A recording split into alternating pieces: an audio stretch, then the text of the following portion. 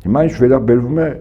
ասենք, մեր հարևան Ադրբեջանին։ Օրինակ, եթե ԱՄՆ-ը հայտարարում է կամ ԱՄՆ նախագահությունը խաղաղություն է բերում, չէ՞։ Այդ դեպքում ո՞րն է տրամաբանությունը Ադրբեջանի նկատմամբ անհիշելի ժամանակներից կիրառված 907 բանաձևի այն կետը, որ Ադրբեջանը իրանք չուներ ԱՄՆ-ից են գնել, հիմա կարող է ինչու է հանել այդ արգելքը։ Հարց առաջանում, չէ՞։ Եթե դու խաղաղություն ես ուզում, այդ մի երկրին էլ առավելագույն ձգտի, որ ինքը չսպառազինվի, առանց այնը սպառազինված է։ Չէ, դու փոխարեն իրեն օգնում ես։ Այսինքն Ադրբեջանին դու հնարավորություն ես տալիս